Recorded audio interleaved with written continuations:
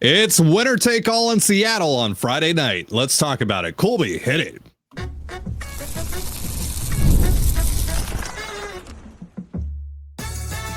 You are Locked On Mariners, your daily Seattle Mariners podcast. Part of the Locked On Podcast Network, your team every day. Ahoy, sailors. It is Thursday, October 9th, 2025. This is Tarik Skubal and Colby Patnode for the Locked On Mariners podcast, part of the Locked On Podcast Network, your team every day. This episode is brought to you by Gametime. Download the Gametime app, create an account, and use the promo code LOCKEDONMLB. That's LOCK. $20 off your first purchase. And as always, if you want to hear from me and Colby even more and help support the show, we have a Patreon. It's called Control the Zone. And on there, we talk Mariners, we talk Seahawks, we talk about a lot of different stuff. For more information, go to patreon.com/Control the Zone. Link in the description. So the Mariners dropped game 4 of the ALDS yesterday, 9-3. They were up 3-0 in the 5th inning, but the Tigers go on to score 9 unanswered runs to take back momentum in this series and force a game 5 in Seattle tomorrow night at 5:08 p.m. Pacific. Tarik Skubal, of course, is going in that one. That is pretty scary. We don't know yet who the Mariners are throwing, but we'll talk about Skubal and who could take the bump for the M's a little later on in this show. But first, just to get the ball rolling here, let's put yesterday's game to rest. All right. We decided to hold off on talking about it until today, mostly because I felt like, we'd basically do the same show yesterday that we're going to wind up doing now. I also just wanted to sit on the game a little bit more, just kind of think about it a little bit more. And also I was just salty, right? And I just needed to get through my saltiness. I needed to cope. But yeah, this was a heartbreaker, mostly because the first 4 innings went almost perfectly for the Mariners. Now, they missed out on an opportunity there to add even more runs to their tally in that bases loaded, nobody out situation. They only get one. Jorge Polanco barely misses a home run that would have made things 5-0 before everything kind of just went off the rails. But Bryce Miller gave you 12, actually 13 clean outs.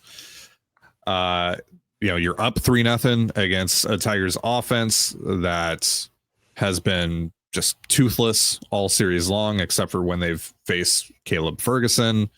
Tigers fans are booing. The atmosphere in that ballpark isn't great.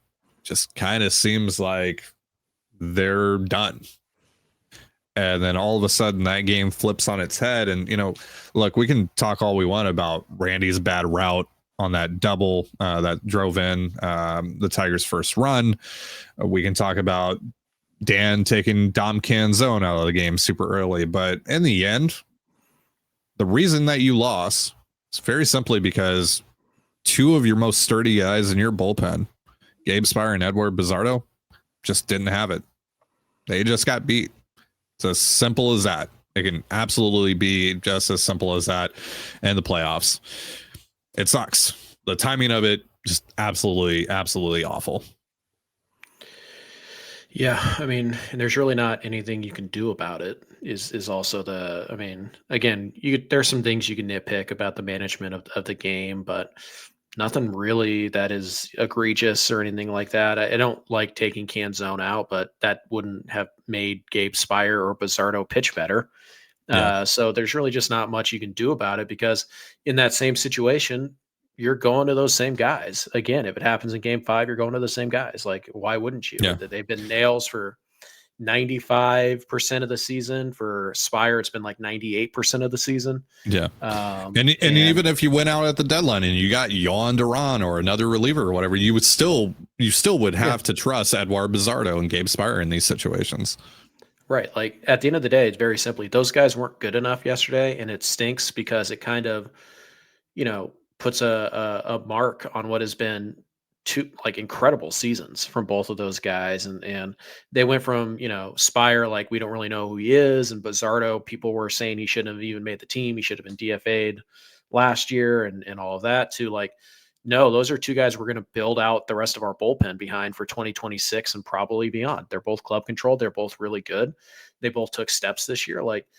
and they just didn't have it yesterday, both of them on the same day. Like that is not something you can prepare for, and it's not something you can predict. And it happened. And, it's one of those things where I know people don't like to hear it. They don't like when people say it because it sounds like it's an excuse.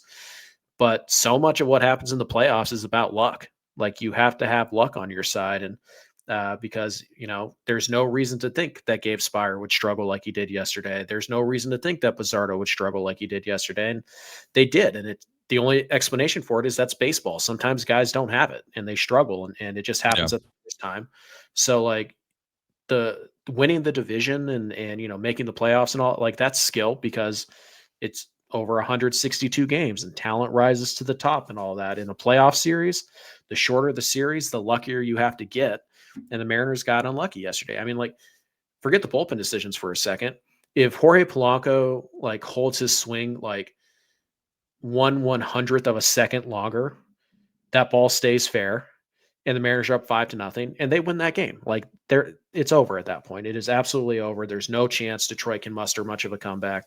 Plus, you have a larger margin for error, so you might go to Brash, you might go to Kirby, you might go to Munoz earlier than you would have. Like that's the difference right there. They only get one with the bases loaded, nobody out, and all that too. But like, it really is just a margin of error of almost nothing. And it doesn't matter if you're the better team on paper in a best of 5 playoff series, because in a 1-game sample, literally anything can happen. And that is what the playoffs are. It's just a series of 1-game samples. You make the best decisions you can. You hope for the best. But at the end of the day, if a guy's just going to struggle that day, that could be your season. Like your season might be over because your best player had a bad day. And that's just what happens in the playoffs. And in the regular season, you deal with it. You move on. You play again tomorrow. It's not a big deal. You accept it. And that's just part of the game. In the playoffs, it doesn't work that way. So much of success in the playoffs is just luck. You have to be lucky. You have to be healthy. You have to be hot at the right time. Your guys have to not blow up. And these are the guys. Again, you have to be lucky. You also have to execute. You have to execute. Right. And they didn't. But again, it's still about luck. Yeah. Because at the end of the day, it takes real skill and real talent to get into the playoffs for the most part. Sometimes you can get lucky and get in, but at the end of the day, when you're talking about a 1-game sample size, a winner takes all, that's it. Like Tarik Skubal is going to win the Cy Young Award this year. Yeah. What if he goes out there and he only goes 4 innings and he gives up 6 runs and he has his worst start of the year? Like, that's just bad luck on the Tigers' part. There's nothing you can do about it because that stuff still happens. It happened to happen in an elimination game. Same goes for the Mariners. They had a chance to put that game to bed yesterday. They go to their 2 best guys before Munoz, and they both stink. Like that's bad luck, and not to take anything away from the Tigers, they took advantage of poor execution, but those guys just didn't have it yesterday. And it stinks because you had to sit there and watch it and you're like, this isn't, there isn't anybody to blame really. Like there's nobody to get mad at because Spire and Bizzardo are entitled to have bad days because A, they're humans, B, they're professional athletes, and C, they've been really, really, really good for the previous 165 games at that point. And the other thing too is like the Tigers have seen a lot of them at this point in the series, which, we'll also talk about that with Skubal a little later on from the Mariners side of things. But like Tigers have seen a lot of these 2 guys, especially Spire. They've seen a ton of Spire in this series. You have the book on a guy. And once you have the book on a guy, like, if he makes a mistake, you're probably going to make him pay for it. And Spire made a couple of mistakes yesterday and they jumped all over him. And, that's when things just completely got out of hand. When it was 3-3 and he was able to get out of that without giving up the lead or without giving the lead to the Tigers, I was like, okay, new ball game. That sucks, but I still feel pretty good. Like, I still feel pretty good that this offense, especially because Kyle Finnegan's already been burned. Like, I feel pretty good that they're going to be able to get more here. But the offense just didn't have it really either yesterday. I mean, and once the Tigers exploded and they scored 4 more and it became 7-3, Baez hits that home run. It just felt like the soul got taken from the Mariners and there was just nothing left there. Thankfully after the game though, they weren't really, focused on it, and they can't afford to be, right? But hey, sometimes you might hear quotes of like, man, it just sucks. Like it felt like we really had that game and blah, blah, blah, blah, blah. They were just on to game 5, which great. Awesome. We can linger on it. Us, the fans, us, the podcasters and all that. We can linger on that. We can talk about how, God, that's such a missed opportunity, but those guys absolutely cannot afford to do that. And it seems like they're taking the right mentality heading into Friday. And by the way, the Tigers literally just done the same thing. They got their doors blown off in game 3 and they came back and they won game 4. Yeah. Like it happens, in the playoffs. Sometimes there are still blowouts in the playoffs. There are still, bad games in the playoffs. You just hope you have another opportunity when those happen to make up for it. And the Mariners do. Granted, it'll be very difficult. But yeah, it just one of those games where it just felt like, man, they've had a couple opportunities to just deliver that shot and put them to bed, and they didn't quite get it. They tacked on 1 run, but it's like, man, they could have gotten 2 or 3 there. There was couple, the Polo foul ball would have made it 5-0. And you're just like, man, if that had gone fair, like 3-0, you still felt pretty good about it, especially after what Miller had given you. But it was still, it's 3-0. It's one swing of the bat and you're right back in the game. And so it was just a bummer, but all things considered, like if the Mariners do indeed lose this series on Friday, it's not going to be yesterday's game that I remember. It's going to be game 1. All the way back in game 1 when they should have won that game. And if they had, this series would have been over, and so we'll see. Maybe it won't matter at all. Maybe the Mariners can beat Skubal for a 4th time. Certainly it's one game of baseball. Like I said earlier, the sample sizes there is no sample size. It's just one game. And whoever plays better, they're going to win. It's a game to game basis. It's an out to out basis. That's right. So could the Mariners beat Skubal for a 4th time? Yes. Yeah. Are they a favorite to do it? No, probably not. But could they? Yeah, absolutely. All right. So let's talk about Tarik Skubal in this game 5.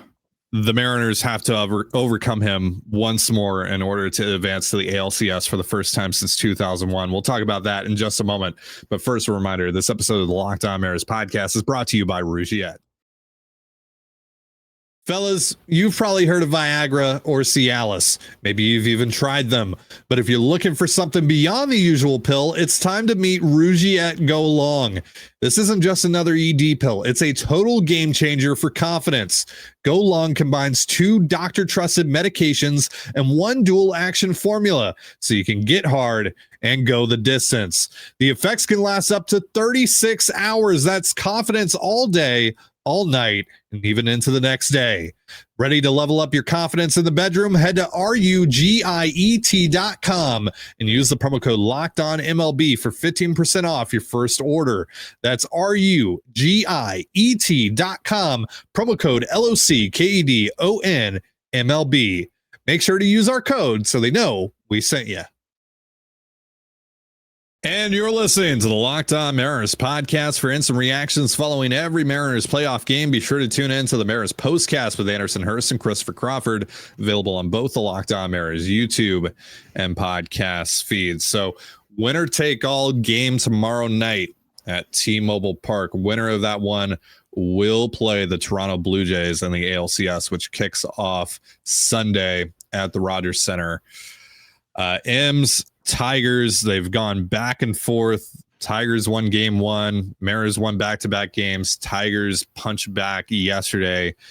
And now it feels like we're in a pretty similar situation to where we were after game 1, where the Tigers have their guy, Tarik Skubal, the presumed AL Cy Young Award winner, maybe the best pitcher in the entire game, at least the second best pitcher behind Paul Skeens, after breaking the Mariners' hearts. We'll see if the Mariners can punch right back like they did in game 2 with their backs against the wall. And I mean, in that game, they were essentially fighting for their season, like we talked about after that one. Friday, they are absolutely fighting for their season. No ifs, ands, or buts about it. Like, you lose, your season is done.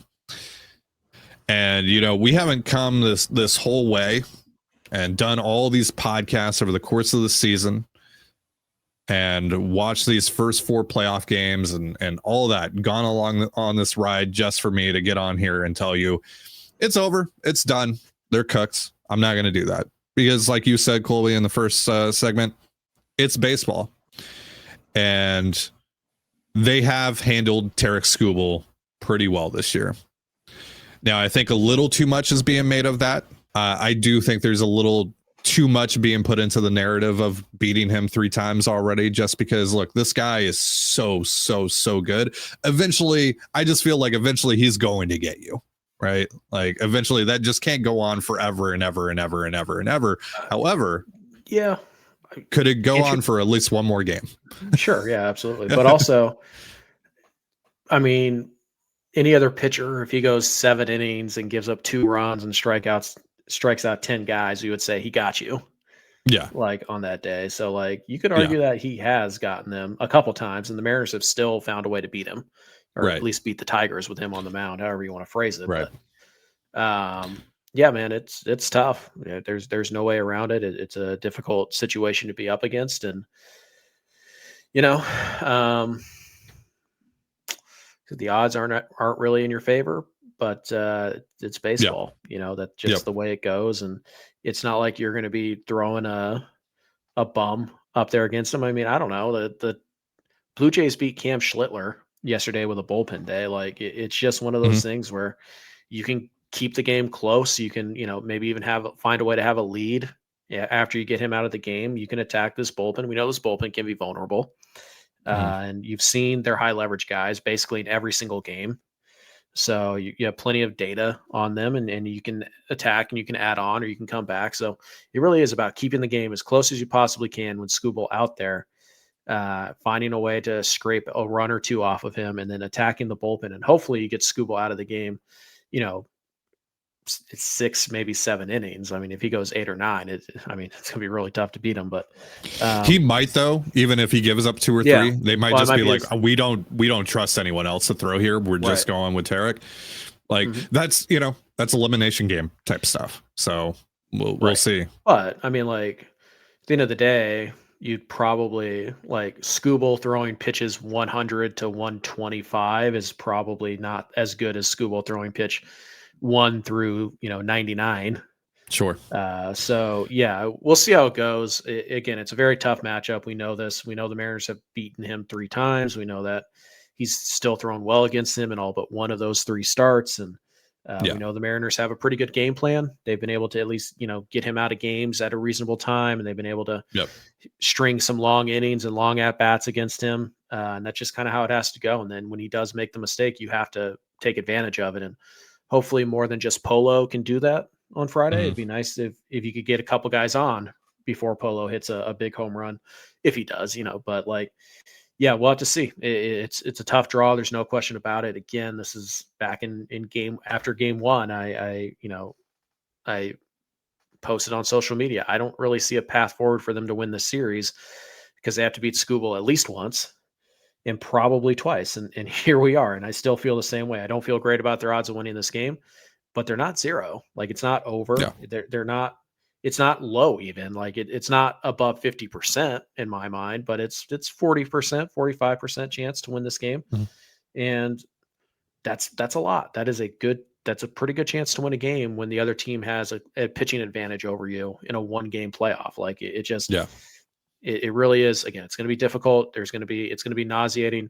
If the Tigers jump out to an early 3-4-0 lead, it might be game over.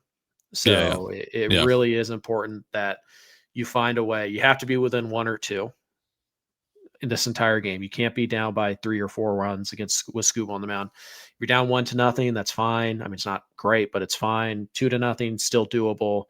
You start getting 3-4 runs and you get 5 down, it's over. So like, it's just one of those things where your pitching has to keep it close.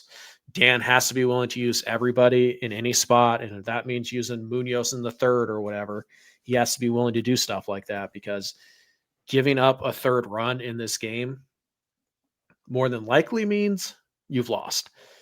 But, maybe for all we know, Skubal is going to go out there and he's going to go 5 innings and the Mariners are going to score 6 runs off of him. It's baseball. It's weird. The Mariners have a good lineup. So it's certainly not out of the realm of possibility, but I expect this to be a stress-filled game. I think the lead isn't going to jump by more than 1 or 2 runs for the entire night. And I think it's going to come down to those last, the last 3 out. I think we head to the bottom of the ninth or the top of the ninth with either team just, one swing of the bat away from winning this game. And so I expect it to be close. I expect it to be nerve-wracking, and we'll see who steps up and how the ball bounces. But it does stink that you've put yourself in a position where you do now have to beat him twice in 5 days, which after having beaten him twice, you had an opportunity to end this thing yesterday. You had an opportunity to end it in game 1, really.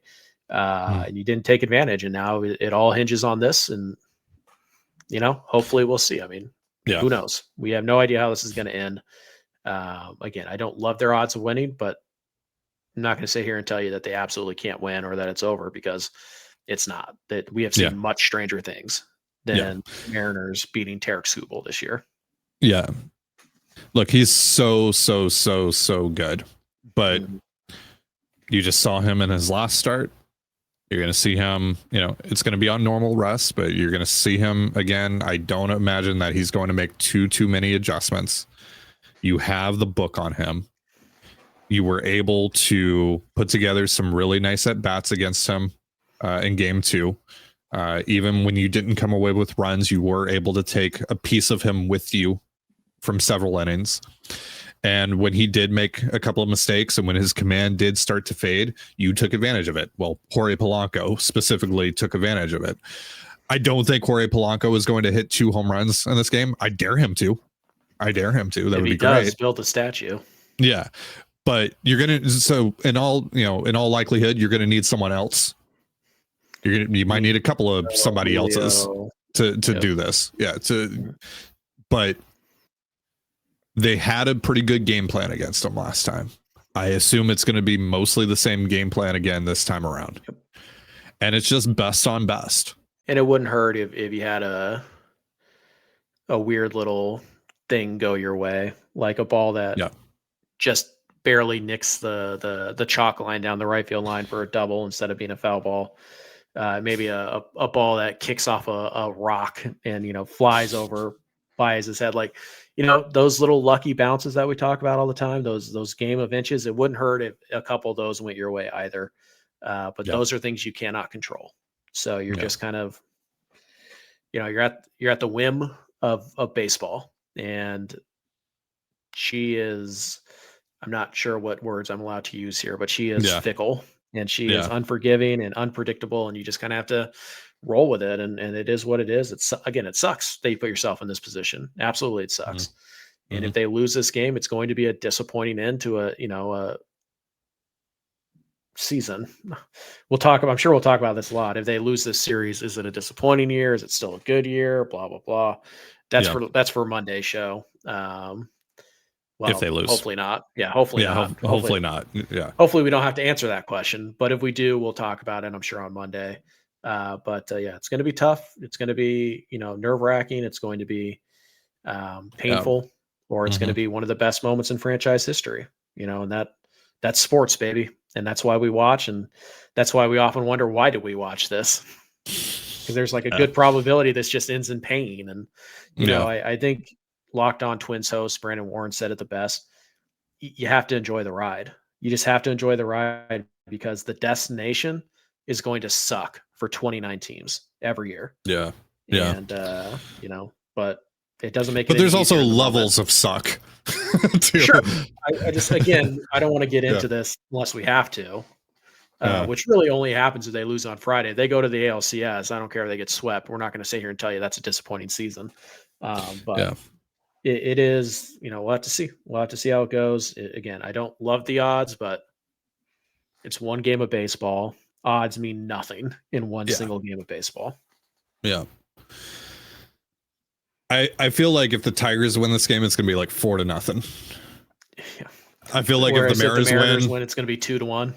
2-1 in 13 innings. It's going to be a walk-off wild pitch or something crazy. Leo Rivas walk-off. What have you done? Bunts or something. I don't know. Yeah, Leo Rivas is going to Carlos Guillen this thing. Yeah, it's going to be something like, if the Mariners win, it's going to be crazy. It's going to be the most Dylan unpredictable Moore versus Josh Hader. Yeah. hit by pitch / bunt / whatever. Yeah. It's going to be the most unpredictable, stupid, most roundabout way of winning this series, because that's how this entire series has gone. They lost the bullpen game in game 1. They beat Skubal in game 2. They blew the 3-0 lead yesterday. Like, yeah. They've had easy opportunities to win this series. They've gone, nah, we're good. We're going to take the hard route. And they're doing that again here in this game. I don't like it. And so I assume that if they do win this game, just because Mariners and because how this series has gone, that if they win this game, it's going to be in just the most roundabout way possible. Honestly, though, it might be even more Mariner if they just drop like 8 runs and they or if they smoked them. Yeah. I mean, the other thing that I would say too is like, hey, at the very least, and I said this, after they won game 3, like at worst, you go back home, you get to play one more playoff game in the series at home. You're going to be on your turf with your fans, the atmosphere that you prefer, all of that. I do think that there is something to that. And I hope you guys, if you're listening and you're going to the game tomorrow night, you make Tarik Skubal's life a living hell. Count down the pitch clock, chant his name, all that stuff that we see other fan bases do. Make his life a living hell, right? Just do literally anything to maybe potentially just throw, and maybe you don't, right? Maybe you don't. Maybe he's just so locked in, and he probably is. Really good. He's so really good. He's so good. But just anything that might throw him off, do it. We'll see how it goes tomorrow. It's going to be a fascinating game. But the most fascinating aspect of this really is who are the Mariners going to counter Skubal with?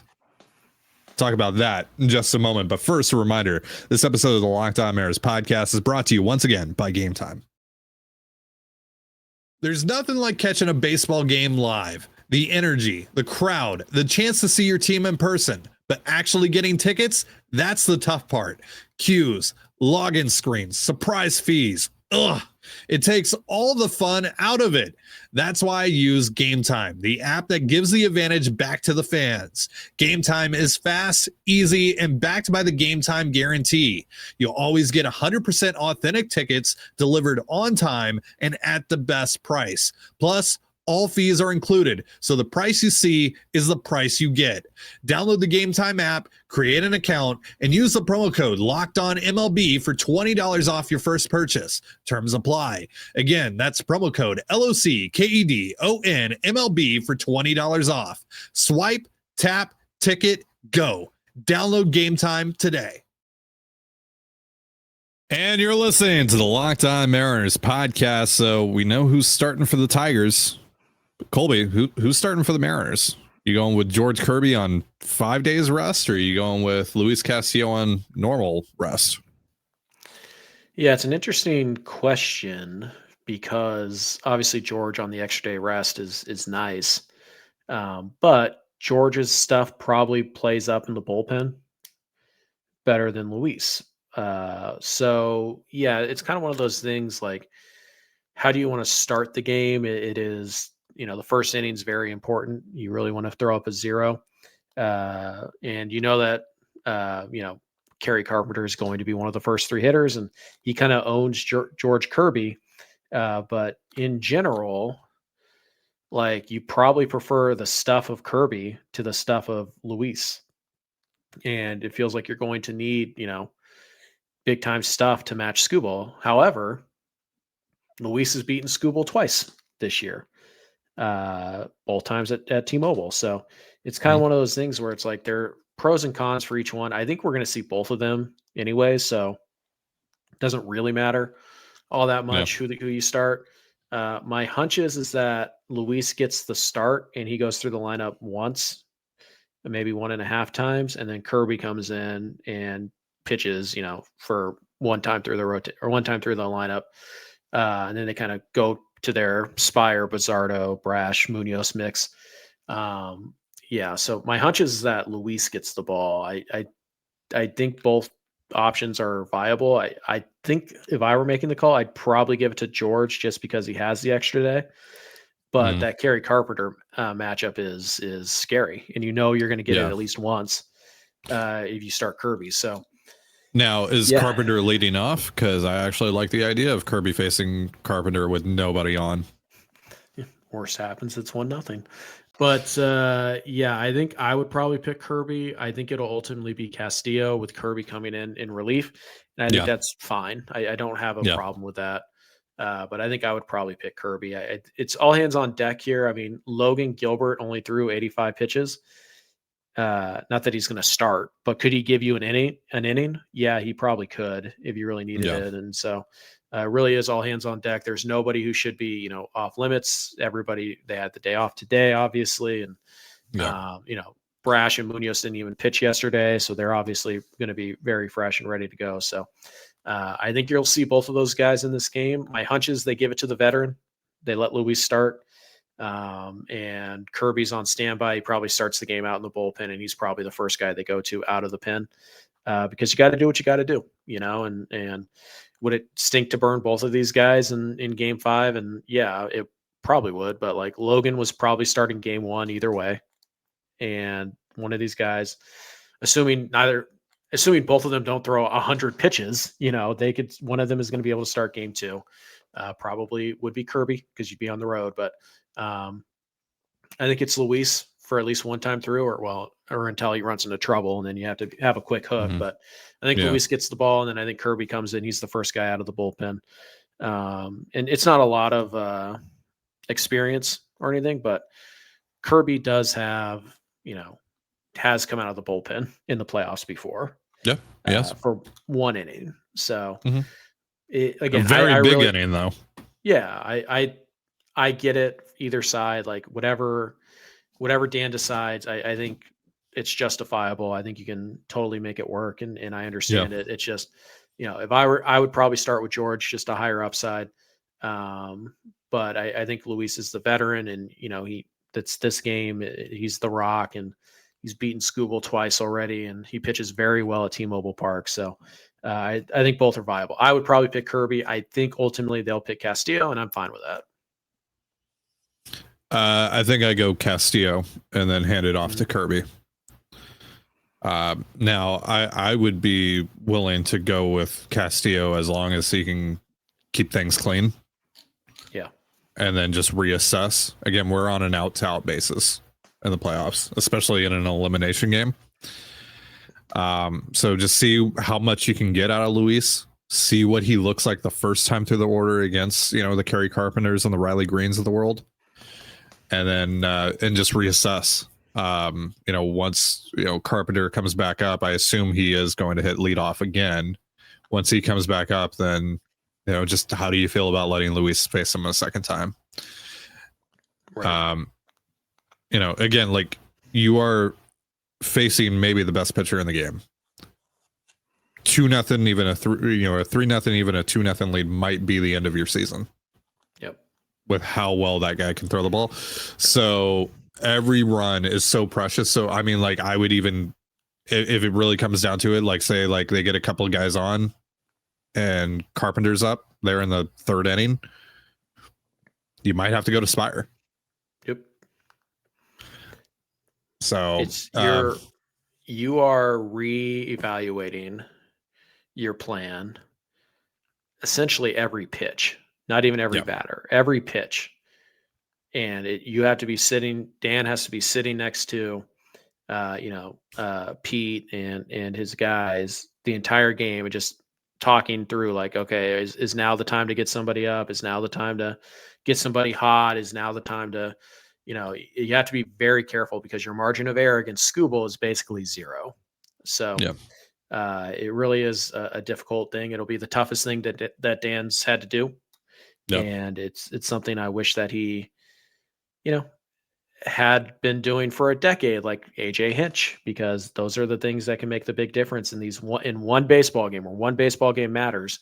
Unfortunately, managers also matter, and the Mariners are at a huge disadvantage there.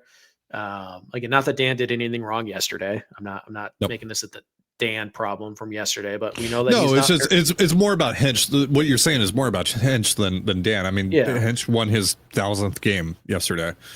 Like there's just so much more experience. There's championship experience there. He's managed like 100 games in the playoffs. Yeah. And Dan Wilson is managing his 5th. Yeah. And he's already made some really questionable decisions in this playoff series. So who knows? Every pitch is a reevaluation of what you want to do, what you need to do with your bullpen. And this will be Dan's, greatest challenge. And hopefully he's up for it. I don't have a lot of confidence that he is, as we said, a week ago when I told you my confidence level in him was 2 out of 10. But he can go a long way in building up a reputation here if he makes the right calls at the right time. And, he might make the right call at the right time and it might not work. That's just the gig. But yesterday, I saw people saying like, oh, he shouldn't have let Spire go out to face Riley Green. What was your other option that you felt legitimately good about? Like, I know Spire didn't look good in the inning prior, but like that's the guy that you're using Spire against. Like Spire is specifically so important to this series to get Riley Green and Kerry Carpenter out. And for the most part, he's been very good at it. He wasn't yesterday. So it happens. Yeah. So like you said, like Dan can push the right buttons here and it still doesn't work out. It's just process over results. Was the process sound? If the process is sound, I can live with the results of what happens. Mm-hmm. Yeah. And sometimes it might be murky. By the way, sometimes it might be a little bit like, that could have gone either way. I can kind of see how he came to that decision. In hindsight, I don't know. It's not always as clean as we would like it to be. And even in the moment, I felt kind of unsettled about it, but I also like kind of understood it. Like there's also things like that, right? But yeah, so like a lot of this is on Dan, just pushing the right buttons. But ultimately, you got to have a very similar game that you had in game 2, where you're just annoying Skubal enough. You wear him down just enough where he shows you a couple of cracks and you have to take advantage of that when it happens. And on the flip side, you have to match him pitching wise. Yep. If you don't, and you find yourself down 3-0, 4-0, potentially even 2-0, that might be your season. Yep. Just because that guy is just so good. He's so good. And, Indeed. He's also going to be pitching in that ballpark, T-Mobile Park. Like, the Mariners might get some great swings off of him, and they might have nothing to show for it in the end. They might hit 10 balls at 105 mile per hour plus off of him, and they all die at the warning track. Baseball's baseball. So, you just have to Dan has to put his guys in the best position to succeed. And, at that point, the rest is just best on best, and we see what happens. That's going to do it for our show. We will be back after the game tomorrow, no matter what happens. Either we're talking about a huge series win and a huge biggest wins in Mariners history. Yeah. Make no mistake about it. And just a huge statement to overcome Tarik Skubal again. Or we're talking about the end of this season, which has been a lot of fun to cover. And has been a ton of fun to talk about with you guys, especially over the last few weeks.